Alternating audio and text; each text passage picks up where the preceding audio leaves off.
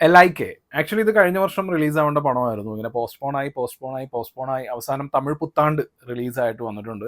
ഇത് കഴിഞ്ഞ വർഷം റിലീസായിരുന്നെങ്കിൽ പ്രദീപ് രംഗനാഥിന് അടുപ്പിച്ച് 3 100 കോടി പടം കിട്ടുമായിരുന്നു എന്നൊക്കെ ഫാൻസ് പറയുന്നുണ്ട്. ഒരു കണക്കിന് അത് നന്നായി ഈ പടം മാറി റിലീസായത്. ഇതിന്റെ ഫുൾ റിവ്യൂ പറയുന്നതിന് മുമ്പ് ഞാൻ ഇതിന്റെ DCP ഡീറ്റെയിൽസ് കൊടുക്കാം.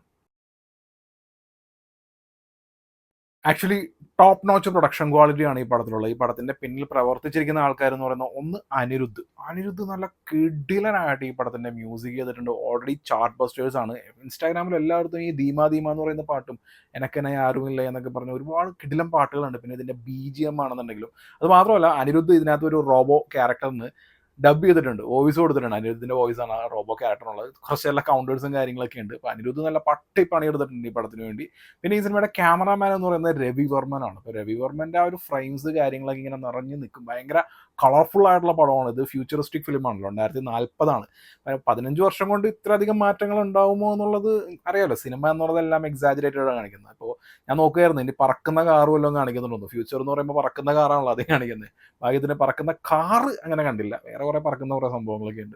അപ്പോൾ ഈ ഫ്യൂച്ചറിസ്റ്റിക് വേൾഡ് ക്രിയേറ്റ് ചെയ്യുമ്പോൾ നല്ല രീതിയിൽ ക്രിയേറ്റിവിറ്റി ആവശ്യമുണ്ട്. കാരണം 2040 എന്ന് പറയുമ്പോൾ ഭാവിയിലുള്ള ജനത, ആ ജനതയുടെ രീതികൾ, അവരുടെ ജീവിത രീതികൾ എന്തൊക്കെയാണ്, അവരുടെ കോസ്റ്റ്യൂംസ് എന്താണ്, വാഹനം എന്താണ്, അവരുപയോഗിക്കുന്ന ഗാഡ്ജറ്റ്സിൽ എന്തൊക്കെ മാറ്റമുണ്ട്, അപ്പം അങ്ങനെയുള്ള കുറേ കാര്യങ്ങളൊക്കെ ഉണ്ട്. ഫ്യൂച്ചറിസ്റ്റിക് സിനിമ എന്ന് പറയുന്നത് അങ്ങനെ സിമ്പിളായിട്ട് അങ്ങനെ എടുക്കാൻ പറ്റുന്നതല്ല. നമ്മൾ ഒരുപാട് ഫോറിൻ സിനിമകളിൽ നിന്നൊക്കെ ഇൻസ്പിറേഷനും കാര്യങ്ങളൊക്കെ എടുക്കാറുണ്ട്. പക്ഷേ സ്വന്തമായിട്ട് ഒരു ക്രിയേറ്റിവിറ്റി ഇല്ലാതെ ഇങ്ങനൊരു ജോണറിൽ കൈവച്ച് കഴിഞ്ഞിട്ടുണ്ടെങ്കിൽ നല്ല രീതിയിൽ പണി കിട്ടും. അപ്പോൾ വിഘ്നേഷ് ശിവന്റെ കാര്യം പറയുകയാണെന്നുണ്ടെങ്കിൽ വിക്കി ഓൾമോസ്റ്റ് അതൊക്കെ റെഡി ആയിട്ടുണ്ട്. കാരണം അത് ധീമ എന്ന് പറയുന്ന കൃതി ഷെട്ടിയുടെ ക്യാരക്ടറിന് കൊടുത്തിരിക്കുന്ന കോസ്റ്റ്യൂംസ്, അതിന്റെ കളർ സെലക്ഷൻ അതൊക്കെ ഗംഭീരമായിരുന്നു. പിന്നെ ഒരു ഫ്യൂച്ചറിസ്റ്റിക് വേൾഡ്, ആ വേൾഡ് ബിൽഡിങ്ങിൽ അത്യാവശ്യം നല്ല രീതിയിൽ വിക്കി വിജയിച്ചിട്ടുണ്ട്. പക്ഷേ ഈ സിനിമയുടെ പ്രധാന പ്രശ്നം എന്ന് പറയുന്നത് ഇതിന്റെ കഥയാണ്. അതായത് ഈ ഒരു ഫ്യൂച്ചറിസ്റ്റിക് വേൾഡ് തുടങ്ങിയ കാര്യങ്ങളൊന്നും ഇല്ല എന്നുണ്ടെങ്കിൽ പോലും പഴയ ഒരുപാട് കണ്ടിട്ടുള്ള ആ ഒരു പ്രണയകഥ തന്നെയാണ് ഇതിനകത്തൊക്കെ ഉള്ളത്.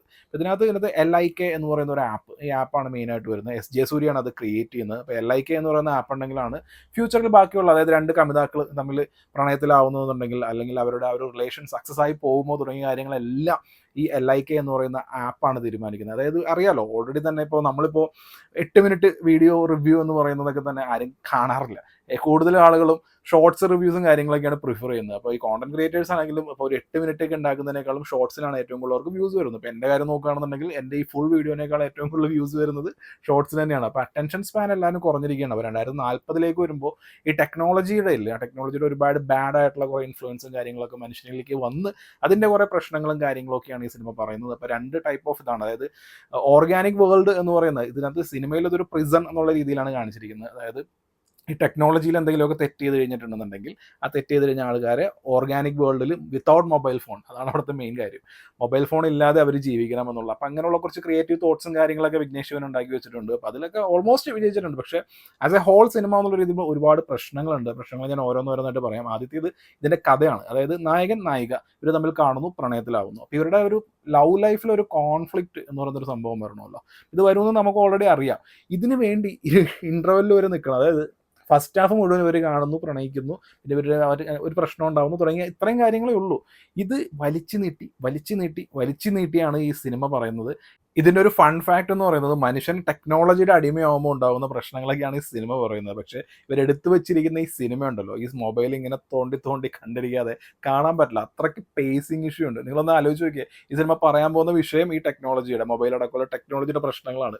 പക്ഷേ ഈ സിനിമ എടുത്തു വെച്ചിരിക്കുന്നത് നമുക്ക് തിയേറ്ററിലാണെങ്കിലും മൊബൈൽ ഇടക്കിടക്ക് തോണ്ടിക്കൊണ്ടിരിക്കുന്ന വരും. അത്രയ്ക്ക് ബോറിംഗ് ആയിട്ടാണ് എടുത്തു വെച്ചിരിക്കുന്നത്. അപ്പോൾ ഇൻ്റർവെൽ ആകുമ്പോഴേക്കും ഒരു കോൺഫ്ലിക്റ്റ് വരുന്നു. പിന്നീട് സെക്കൻഡ് ഹാഫാണ് വരുന്നത്. അപ്പോൾ സെക്കൻഡ് ഹാഫിലേക്ക് നായകൻ വില്ലൻ എന്നുള്ള രീതിയിൽ ഒരു കോൺഫ്ലിക്റ്റ് വരും. അപ്പോൾ ഈ കോൺഫ്ലിക്റ്റ് ഒന്നും പ്രോപ്പറായിട്ടല്ല ഇങ്ങനെ എഴുതിയിരിക്കുന്നത്. നമുക്ക് ഒരു പരിധി കഴിയുമ്പോഴേക്കും ഈ സിനിമ എന്താണ് നിങ്ങൾ പറയാൻ പറ്റുന്നതെന്ന് വെച്ചിട്ടുണ്ടെങ്കിൽ അത് പെട്ടെന്ന് ഒന്ന് പറഞ്ഞു തീർത്ത് എങ്ങനെയെങ്കിലും ഇതൊന്ന് അവസാനിപ്പിച്ചതായെന്ന് ആത്മാർത്ഥമായും തോന്നുന്ന രീതിയിൽ, ആ രീതിയിലുള്ള പേസിങ് ഇഷ്യൂ ആണ് ഈ പടത്തിലുള്ളത്. പക്ഷേ രവിവർമ്മൻ്റെ നല്ല കിഡിലൻ ഫ്രെയിംസ് തുടങ്ങിയ കാര്യങ്ങൾ, അനിരുദ്ധിൻ്റെ മ്യൂസിക്, BGM ഇതൊക്കെ ഉള്ളതുകൊണ്ട് നമുക്ക് തിയേറ്ററിൽ നിന്ന് എഴുന്നേറ്റ് പോകാൻ തോന്നുന്നില്ല. പക്ഷേ നല്ല രീതിയിൽ ഇരുത്തി ബോറടിപ്പിച്ച് കൊല്ലുന്നുണ്ട് ഈ പടം. പിന്നെ ഫൈനൽ ആക്ടിലേക്ക് വരുമ്പോഴേക്കും ഈ ഒരു ഏതായാലും ഒരു കോൺഫ്ലിക്റ്റ് ഉണ്ട്. അപ്പോൾ അതിനൊരു പ്രോപ്പർ സൊല്യൂഷൻ എന്നുള്ള രീതിയിലൊക്കെ അവസാനിക്കണമല്ലോ. അപ്പോൾ അതിന് വേണ്ടി എഴുതി വെച്ചിരിക്കുന്നത് പിന്നെ ഒരു റോബോട്ടിക് ഫൈറ്റ്. ഈ റോബോട്ടിക് ഫൈറ്റൊക്കെ കണ്ടു കഴിഞ്ഞപ്പോൾ സത്യമായിട്ടും സഹതാപം തോന്നി. സിനിമയ്ക്ക് വേണ്ടി കാശ് മുടക്കിയവരോടാണ്. കാശ് നല്ല രീതിയിൽ പൊട്ടിച്ചിട്ടുണ്ട്. ഫ്യൂച്ചറിസ്റ്റിക് വേൾഡ് ഉണ്ടാക്കിയിട്ടുണ്ട്. കുറേ ഗ്രാഫിക്സ് വർക്ക്, ഗ്രീൻ മാറ്റ്, ബ്ലൂ മാറ്റ് എല്ലാം ഒരുപാട് നമുക്ക് വിസിബിളായിട്ട് ചില ഗ്രാഫിക്സ് ഒക്കെ നല്ലതായിരുന്നു. അങ്ങനെ മൊത്തത്തിൽ മോശം എന്നൊന്നും പറയാൻ പറ്റില്ല. എന്നിരുന്നാൽ പോലും ഈ ഒരു കഥയ്ക്ക് വേണ്ടിയിട്ടാണല്ലോ ഇവർ ഇൻവെസ്റ്റ് ചെയ്തിരിക്കുന്നത്. അങ്ങനെ ആലോചിക്കുമ്പോൾ സഹതാപം തോന്നുന്നു. ആൻഡ് ഇനി ആക്ടിംഗ് വൈസ് നോക്കുകയാണെന്നുണ്ടെങ്കിൽ പ്രദീപ് രംഗനാഥൻ്റെ ഡയലോഗ് മോഡുലേഷൻ പഴയ സിനിമകളിലെ പ്രഭുദേവയുടെ ഡയലോഗ് മോഡുലേഷനായിട്ട് സാമ്യം തോന്നി. പിന്നെ ധനുഷ് പ്ലസ് ധനുഷാണ്. അപ്പോൾ അങ്ങനെ കാര്യമായിട്ട് അങ്ങ് എടുത്തു പറയത്തൊക്കെ ഒന്നുമില്ല. എന്നാൽ മോശമല്ല, പുള്ളി ഒരു നീറ്റ് ലെവലിലാണ് ചെയ്തിരിക്കുന്നത്. എസ് സൂര്യയുടെ ഓവർ ആക്ടിങ് ഈ പടത്തിൻ്റെ മൂഡ് സെറ്റിങ്ങിന് കറക്റ്റായിരുന്നു. പിന്നെ കൃതി ഷെട്ടിനെ കാണാൻ ഭയങ്കര രസമായിരുന്നു. നല്ല ക്യൂട്ടാണ്. കിഡിലൻ കോസ്റ്റ്യൂംസ് ആണ് ഈ പടത്തിൽ ഉടനീളം വന്നിരിക്കുന്നത്. ഈ കോസ്റ്റ്യൂംസ് ഡിസൈൻ ചെയ്യാൻ തന്നെ നല്ല രീതിയിൽ പണിയെടുത്തിട്ടുണ്ടെന്ന് വ്യക്തമാണ്. പിന്നെ സീമാൻ്റെ കാര്യം പറയുകയാണെന്നുണ്ടെങ്കിൽ സീമാൻ റിയൽ ലൈഫിലുള്ള പൊളിറ്റീഷ്യൻ സംഭവം എന്താണോ അതേ രീതിയിൽ തന്നെ ആ പച്ചത്തമിഴ് സംസാരിക്കുന്ന രീതിയിൽ അങ്ങനെ തന്നെയാണ് പുള്ളിക്ക് തന്നെ കാര്യമായിട്ട് അഭിനയിച്ച് മറിക്കത്തൊക്കെയൊന്നുമില്ല. പുള്ളിക്ക് ഈസി കേക്ക് വാക്കായിട്ടുള്ള റോളൊക്കെ തന്നെയാണ് ഇതിനകത്ത് വരുന്നത്. പിന്നെ ഉള്ളത് ഗൗരി കിഷനാണ്. ഗൗരി കിഷൻ നമ്മൾ ഇത്ര നാളും കണ്ട പോലെ ഒരു ഗൗരി കിഷനല്ല. അത്യാവശ്യം മോഡേൺ ഡ്രസ്സൊക്കെ ഇട്ട് 2040 ആയപ്പോഴേക്കുള്ള ആ ഒരു ഡ്രസ്സിങ് സ്റ്റൈലിലുള്ള വ്യത്യാസമൊക്കെ ഗൗരി കിഷനിലും കാണിച്ചിട്ടുണ്ട്. പുള്ളിക്കാരിനെ കാണാൻ നല്ല രസമായിരുന്നു. പിന്നെ സൂര്യയുടെ കൂടെ ഒരു റോബോട്ടിക് പെണ്ണുണ്ട്. ആരാണെന്ന് അറിയില്ല, ഏത് ആക്ട്രസ് ആണെന്നുണ്ടെങ്കിലും കൂടുതൽ അവസരം കിട്ടട്ടെ, കൂടുതൽ കാണാൻ പറ്റട്ടെ, അതാ പറയാനുള്ളത്. കാരണം ഈ സിനിമയിൽ ഒരു വിധപ്പെട്ട സീൻസൊക്കെ ബോറാവുന്നതിൽ നിന്ന് നമ്മൾ രക്ഷിക്കുന്നത് ആ ക്യാരക്ടറാണ്. പടം കണ്ടവർക്ക് മനസ്സിലാവും. പിന്നെ ടെക്നിക്കലി ആണെങ്കിൽ ഞാൻ ഓൾറെഡി പറഞ്ഞു, അനിരുദ്ധിൻ്റെ കിഡിലം വർക്കാണ്, ക്യാമറ വർക്ക് അടിപൊളിയാണ്. പക്ഷേ ഈ ലാഗാണ് പ്രശ്നം. പിന്നെ വേറൊരു പ്രശ്നം എന്താണെന്ന് വെച്ചിട്ടുണ്ടെങ്കിൽ ഇതിനകത്ത് ഒരു നായകൻ നായിക അവരുടെ പ്രണയത്തിൻ്റെ മെയിൻ വില്ലനായിട്ട് വരുന്നത് ഒരു ആപ്പും ആ ആപ്പ് ക്രിയേറ്റ് ചെയ്ത ആളുമാണ്. അപ്പോൾ ഈ ഒരു പ്രണയത്തിലെ പ്രശ്നം അല്ലെങ്കിൽ അവർ ഒത്തുചേരുമ്പോൾ നമുക്ക് പ്രേക്ഷകർ നമ്മൾ സിനിമ കാണാൻ നേരത്ത് ഇവർ ഒത്തുചേരുമ്പോൾ നമുക്കും കൂടി സന്തോഷം കിട്ടണം. ആ രീതിയിലുള്ള ഒരു കൈൻഡ് ഓഫ് ഇമോഷൻ ഉണ്ടല്ലോ, ആ ഇമോഷൻ നമുക്ക് നായകനോടും തോന്നണം, നായികയോടും തോന്നണം. വിഘ്നേഷ് ശിവൻ എഴുതിയിരിക്കുന്ന സിനിമകളിൽ ഇമോഷൻ എന്ന് പറയുന്നത് എവിടെയും പ്രോപ്പറായിട്ട് എഴുതിയിട്ടുണ്ടാവില്ല. പുള്ളി ആ ഒരു സൈഡ് എഴുതാൻ വളരെ വീക്കാണ്. പുള്ളിയുടെ എല്ലാ സിനിമയും എല്ലാവരും കൊട്ടിഘോഷിക്കുന്ന നാനും റൗഡീത എന്നുള്ള സിനിമയിൽ വരെ ഈ ഒരു പ്രശ്നമുണ്ട്. അപ്പോൾ വിഘ്നേഷ് ശിവൻ ഈ ഇമോഷൻ കാര്യങ്ങളൊന്നും പുള്ളി ബാലൻസ്ഡ് ആയിട്ടാണ് എഴുതുന്നില്ലെങ്കിൽ ബാക്കിയുള്ള ഏതെങ്കിലുമൊക്കെ രീതിയിൽ രക്ഷപ്പെട്ട് പോകുമെന്ന് കരുതുമ്പോൾ ഞാൻ നേരത്തെ പറഞ്ഞാൽ ഇതാണ് വിരോധാഭാസം. അതായത് ടെക്നോളജിയുടെ ദൂഷ്യഫലങ്ങളെക്കുറിച്ച് പറയുന്ന സിനിമയാണ്. പക്ഷേ ഈ സിനിമ കണ്ടിരിക്കണമെന്നുണ്ടെങ്കിൽ നമുക്ക് കയ്യിലൊരു മൊബൈൽ വേണം. ആ മൊബൈലിൽ നമ്മൾ എന്തെങ്കിലുമൊക്കെ തോണ്ടിക്കൊണ്ടിരിക്കണം. അപ്പോൾ സ്ക്രീനിൽ എന്താണ് നടക്കുന്നതെന്നുള്ളത് നമുക്ക് അറിയാൻ പറ്റും. ഫുള്ള് നമുക്കറിയാം. ലവേഴ്സാണ്, അവരുടെ ഇടയിൽ പ്രശ്നം ഉണ്ടാകുന്നു, ആ പ്രശ്നം സോൾവ് ചെയ്യുന്നു, പിന്നീട് അവർ ഒന്നിക്കുന്നു, ഇത്രയേ ഉള്ളൂ. ഈ ഒരു കാര്യം എന്തെങ്കിലുമൊക്കെ ഒരു ഇൻട്രസ്റ്റിംഗ് ആയിട്ടുള്ള ഫ്യൂച്ചറിസ്റ്റിക് തീം ഉണ്ടെന്നുണ്ടെങ്കിൽ പോലും അതിനകത്തുള്ള കുറച്ച് 1-2 ഐഡിയാസ് ഉണ്ട്.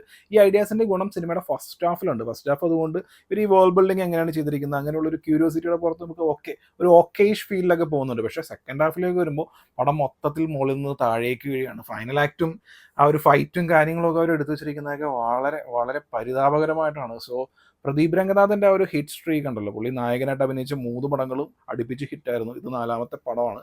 4ാമത്തെ പടം ഹിറ്റ് ആവുകയില്ലോ എന്ന് കണ്ടറിയാം. എന്തായാലും പുള്ളിയുടെ ആ ഒരു മിനിമം ഗ്യാരണ്ടി എന്നുള്ളൊരു കാര്യത്തിലുണ്ട്. അതിന് നല്ല രീതിയിൽ ഓപ്പണിങ്ങും കാര്യങ്ങളൊക്കെ ഈ പടത്തിന് കിട്ടിയിട്ടുണ്ട്. പക്ഷേ കണ്ടിരിക്കാൻ പറ്റില്ലേ, ഭയങ്കര ഭയങ്കര മോശം. അതായത് എങ്ങനെയെങ്കിലുമൊക്കെ ഒന്ന് തീർന്ന് കിട്ടിയിരുന്നെങ്കിൽ എണീറ്റ് പോകാമായിരുന്നു എന്നുള്ളൊരു ആ ഒരു തോന്നലുണ്ടായിരുന്നു. അത്രയും മോശം പടം. അതായത് എനിക്ക് വളരെ ഡിസപ്പോയിൻറ്റിംഗ് ആയിട്ടുള്ള ഒരു സിനിമാറ്റിക് എക്സ്പീരിയൻസ് ആയിരുന്നു LIK ലവ് ഇൻഷുറൻസ് കമ്പനി. ഈ കൊമ്പുണ്ടല്ലോ, ഈ കൊമ്പ് നമുക്കിട്ട് കുത്താൻ വേണ്ടി വിഘ്നേഷ് നന്നായിട്ടാണ് എനിക്ക് ഫീൽ ചെയ്തത്.